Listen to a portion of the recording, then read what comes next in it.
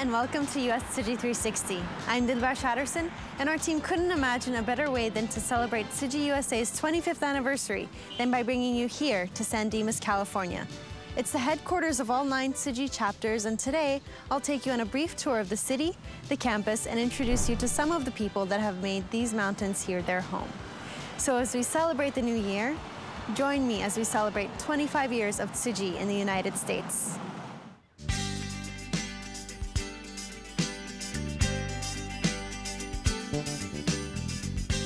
Right in between the San Gabriel and Bueno valleys is San Dimas. And while the LA County Public Library mentions its name used to be Mud Springs in the 1800s, this sunny city has come a long way since then. And who better to share more than San Dimas' very own Mayor, Kurt Morris. So what a pleasure to have you with us, Mr. Morris. Thank you very much. So Mayor, you've spent most of your life here. So what can you tell me about some of the significant changes that have happened in San Dimas? Well, when I first came here 70 years ago, this was a community of 1,800 people, population. It was almost entirely agricultural. It was citrus groves were the primary livelihood. So we had a very, very small little town.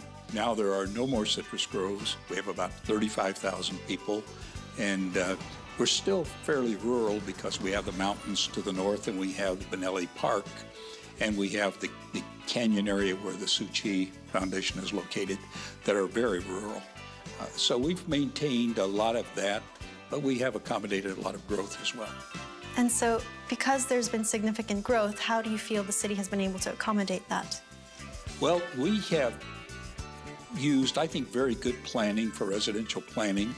Our city is now pretty much built out, and we're building more condos and higher density now. Probably in the future, any residential developments will be higher density than we traditionally had in the past. Living here for over 70 years and having been on city government since 1980, what makes you so dedicated to your hometown? And also, what would you say to encourage someone to visit your part of the world? Well, I've always liked this town. I grew up here. I sort of accidentally moved back here after I finished my college education. But I just like this community. It's a great, very welcoming community.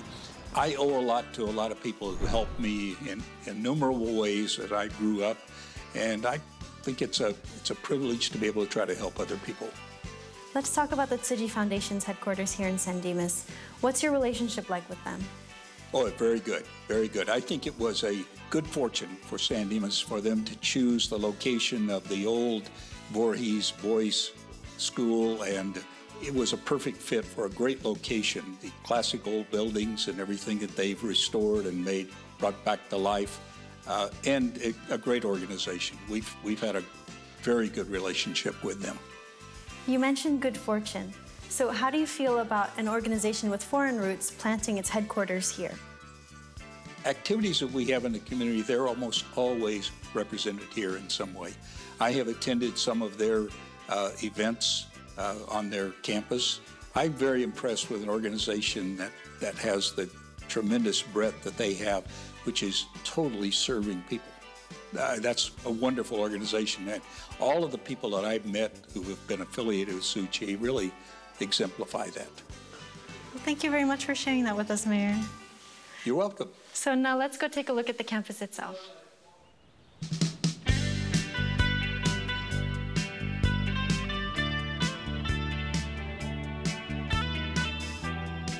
I'm here at Tzu Chi's U.S. headquarters, formerly the site of the Voorhees School for Boys, later part of the California State Polytechnic University. And here to walk us through the transition from university to spiritual abode is Natalie Lopez from the Cal Poly Pomona University. So thank you very much for being here with us, Natalie. And thank you for having me. So I wanted to know, how did the Cal Poly and Voorhees Association first begin at this campus, and why did the institution decide to relocate? It all began in 1928 when Charles Voorhees had purchased this entire land. His son Jerry Voorhees had studied at Yale University, and he had studied working class America, and he had a soft spot for underprivileged education, especially the underprivileged boys who were in need of an education. And so their mission was to purchase the land, 157 acres, and Jerry Voorhees became the headmaster of this campus. And so why did the university decide to expand or change? Well, at the time, 1938, when this campus was actually given to the California State College system, at the time there was a need because there were only 3 majors on the campus: agriculture, horticulture, and citrus production. And at the time they wanted to expand the agricultural education or agricultural major. So Natalie, I also wanted to ask you, what are some of the highlights of the campus? My personal favorite is the Voorhees Chapel. A lot of the choir practice was conducted in the Voorhees Chapel, the Glee Club, and it was said that the national anthem was played many times, especially during ceremonies. And it was also where a lot of students had actually said their I do's in the chapel, a very sentimental value. And especially just the way it's architecturally a wonder. It's California mission-style architecture meets British Parliament. As Charles and Ella, who otherwise known as Charles Voorhees and Mrs. Charles Voorhees, there were 2 dormitories on this campus named after them.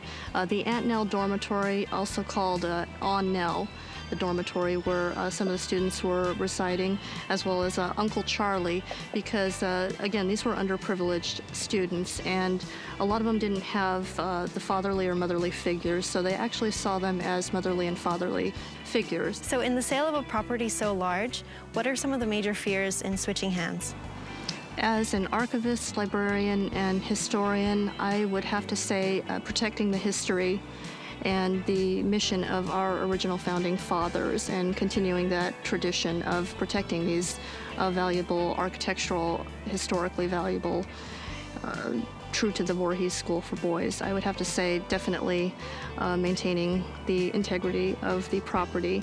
So how touched are you by what the Tzu Chi Foundation has done with the place? I'm very moved, actually. They're promoting Buddhist education, and it's a nonprofit organization, and that 75 years later, you can still see that the architectural elements and the historic value are still present, especially in the presence of, in the spirit of Charles and Jerry Voorhees, that education has continued to be being promoted on the premises. Awesome, and thank you very much. And thank you. Now let's see how Tzu Chi has made this space their own. And now we're at the San Dimas campus, where behind me, you'll see the Jingsu bookstore and cafe right alongside the Buddha Hall. And in the other buildings you'll see around campus, aside from the dormitories, you'll find the administrative offices, the charity, education, and humanistic cultural departments. And tomorrow morning, we're going to go to the auditorium, where a prayer service will be held for the participants of the 24th year anniversary.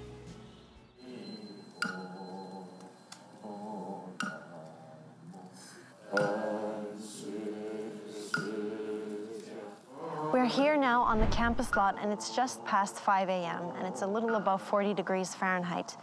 The people you see gathered here this morning are here to offer their sincere praises and prayers to the Buddha in a ritual best described as a sort of pilgrimage. The participants, in some sense, will take a total of 100 minutes to migrate from one designated point to another. And the process goes like this. They will each take 3 steps forward, and then they prostrate on both hands and feet, with their foreheads touching the ground 156 times. All the while, they will chant the names of the Buddha. And why practice this intense ritual? According to the Buddhist monk Clark Scott, chanting is a rhythmic vocalization of prayer. Its purpose, along with the practice of prostration, is to purify 3 elements: speech, action, and thoughts. By chanting, you're purifying your speech. By bowing, you're disciplining your body, and by contemplating the Buddha, you are cleansing the spirit. It is said that the constant practice of this sport makes one's spiritual health strong. This Buddhist practice is meant to lead those who follow it to the path of the Dharma and to keep one's intention on the right path, yet no matter how long it takes and no matter how much it rains, never stray.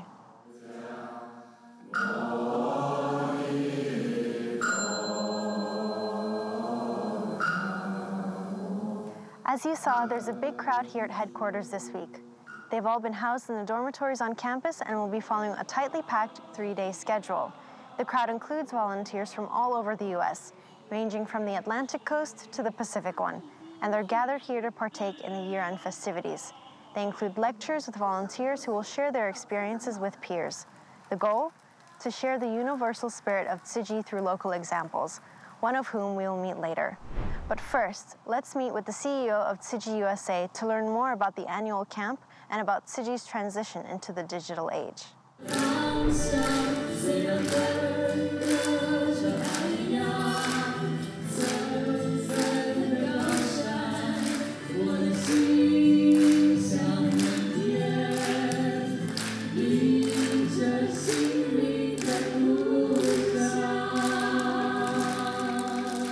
So now I'm joined by Han Huang, the Chief Executive Officer of the Tzu Chi Foundation here in the U.S.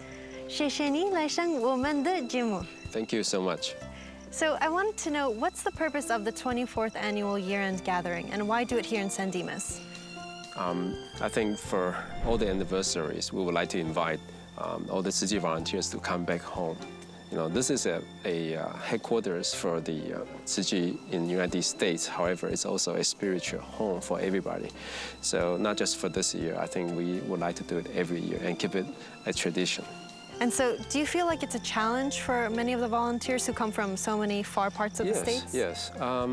I think especially during this past few years, because of the economic situation, some of the volunteers, they really have a difficult time. But we're also trying to broadcast through the internet. And, you know, if any volunteers that couldn't come here, they could actually try to join us through the internet. And speaking of using digital resources, you're now working on a bamboo bank app.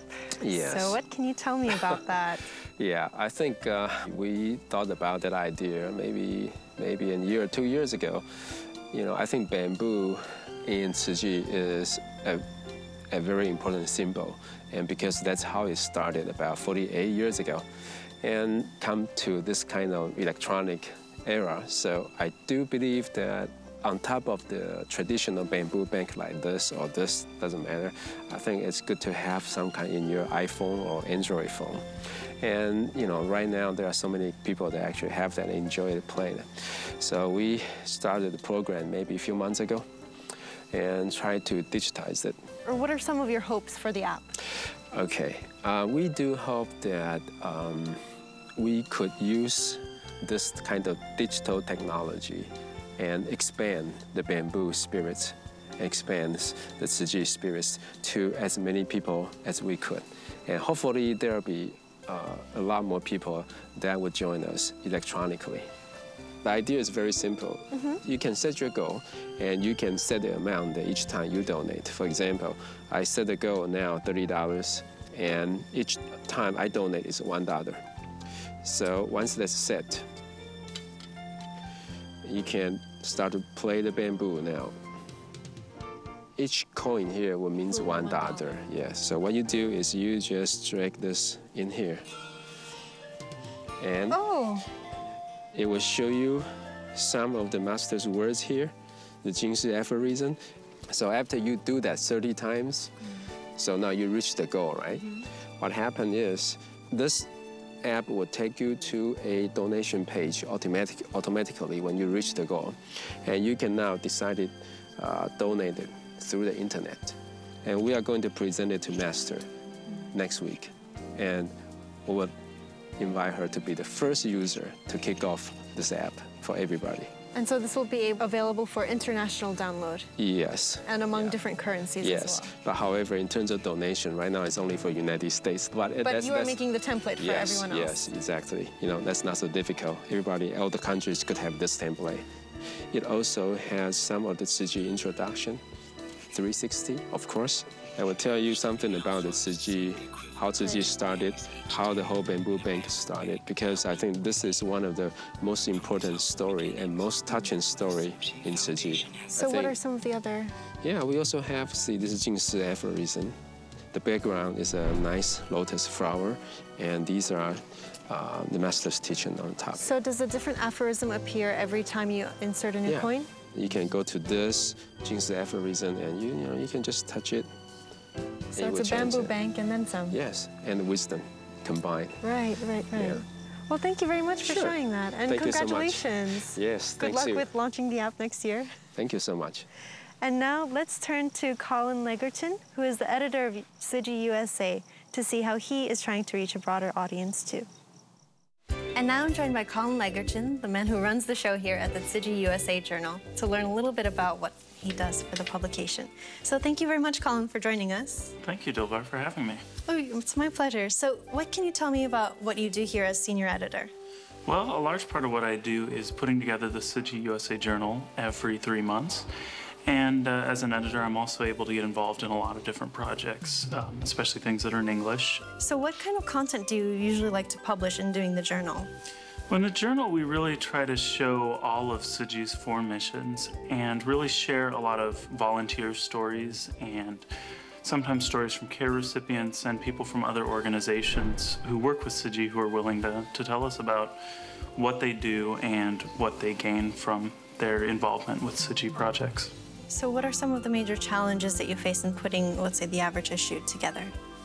We really want to show the whole breadth of Tzu Chi all across the country and through the different missions. And so sometimes it's a little bit of a challenge to find things that show off everything that Tzu Chi volunteers are doing and to reach out and find people who are willing to take the time to sit down and write those stories to share with us. You had mentioned that you had lived for a while in mainland China. So being able to use your Chinese language skills, aside from that perk, what else draws you to working with the Tzu Chi Foundation? Well, in large part, it was because I had studied Chinese in the past that I found Tzu Chi. I was looking for an opportunity where I could use Chinese so I wouldn't forget everything. So I'm very fortunate that that brought me to Tzu Chi. And Tzu Chi is largely still a Chinese-speaking environment, so it's very wonderful to be able to communicate with everyone, not only our volunteers here in the U.S., but in other countries as well, and to be able to read the reports and help translate things that are coming in Chinese and to share those with more English speakers. We also want to make Tzu Chi accessible and available to even more people, just like 360 is doing by having content in English. So, Colin, can you tell me, how can you encourage other people to bring that same passion, especially younger writers, perhaps, to contribute to the magazine? The younger volunteers, we see a lot of people who are very passionate, very active. Their communities are already sharing their stories on blogs, on Facebook, and different places. We always try to have at least a couple contributions from younger volunteers in the journal we call the Young Bodhisattvas. And I hope through having those and other contributions through the journal, that even though the magazine maybe you can see as kind of an older format, an older medium, even though we have all these wonderful digital ways to share things as well, there's still a lot of occasions on which Tzu Chi volunteers are meeting face to face with people in the community. So best of luck with your work on the journal. Thank you. And now on our last stop, we'll go meet a few members of the Tzu Chi Medical Foundation, which has just celebrated their 20th anniversary this past November.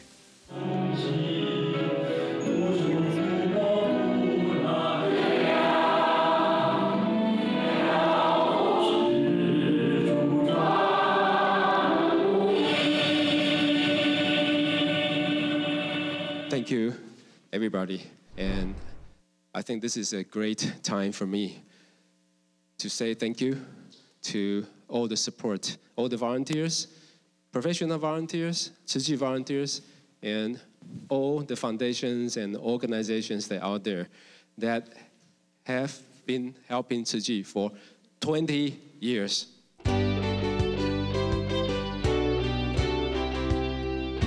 Now I'm joined by Dr. Eugene Tao, who's here from the Medical Foundation. Welcome, Doctor. Hi. So I wanted to know, what is the significance of today's event? Today it's a 20th anniversary formation of the free clinic. We used to call it the free clinic when we started. Now we transform it into a Buddhist Tzu Chi medical center. And today is our birthday. We're going to celebrate our medical 20s. This is our 20 years, since 1993, November 1st until now. So you are part of our family.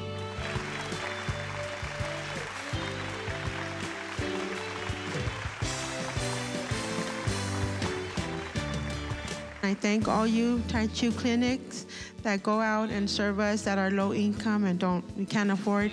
If it wasn't for you guys, I wouldn't be able to get my diabetes medicine. Thank you very much, and may God bless you. Thank you, Tzu Chi. I heard that many of the patients have brought their bamboo banks with them. Yes. So what is the significance of the bamboo banks here today? Every time we go out to the clinic, we introduce the bamboo bank to our patient. And then this is their way of expressing thanks to us, because they don't want to freeload. Whatever they can contribute, they wanted to contribute. And today is the time for the bamboo bank to come home. And these patients bring their bamboo bank, whatever that they put in there, and they bring it here, and we collect them. And this money will go to the care of these people. I think for this bamboo here, it's a very important spirit in Tzu Chi, and I don't think I need to explain too much. However, today, I would like to present you a wonderful, great news. The e-bamboo is here.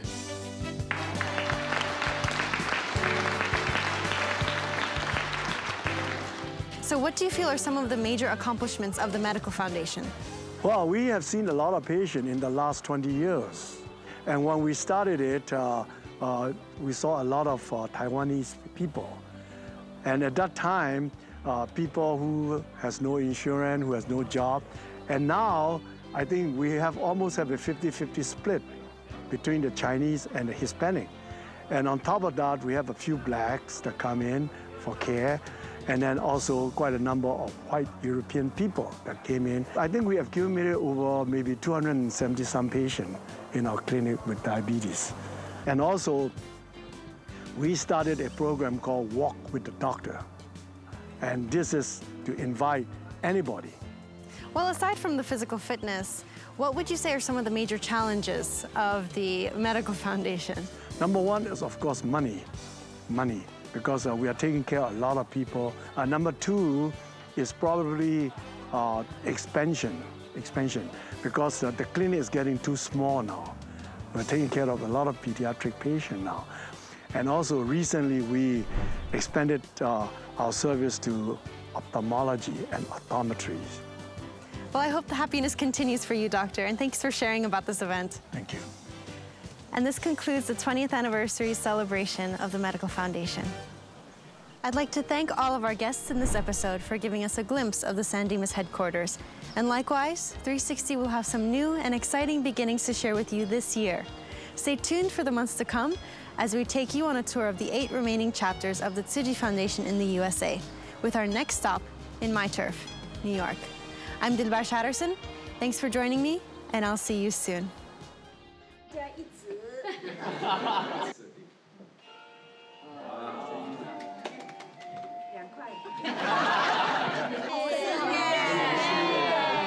志愿是什么？